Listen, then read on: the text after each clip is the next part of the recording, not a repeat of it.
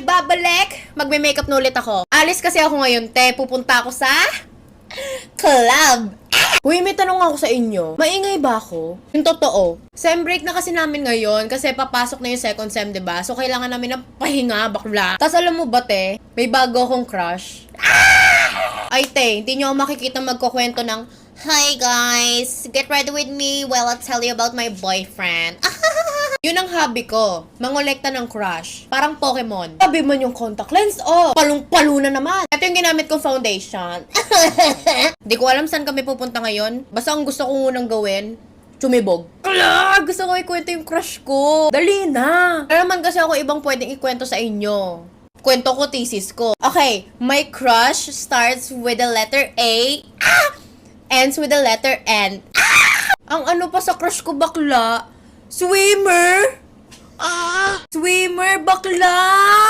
Sisirin mo ko! Tapos bakla, height? Height baka mo? 6'1". Tapos ate ko, he plays an instrument. Hindi guitar, hindi drums, cello. Piyong, piyong! Hindi lang siya basta-basta cellist, bakla. First row cellist. Bless. Double bless.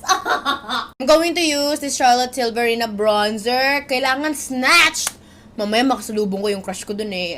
O kaya malay mo, madagdagan pa yung crush ko. The more, the merrier. Tapos ang dami ko ngayon nakikitang makeup challenge, yung ano, yung 15 seconds challenge. Bakla! Di ko yun kaya, te.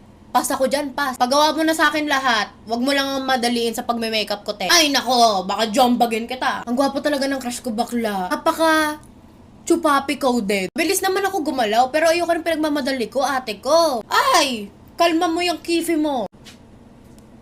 Sarap! Shit, nak! Papalit lang ako, wait lang. Upak, te. Oh, ang sarap.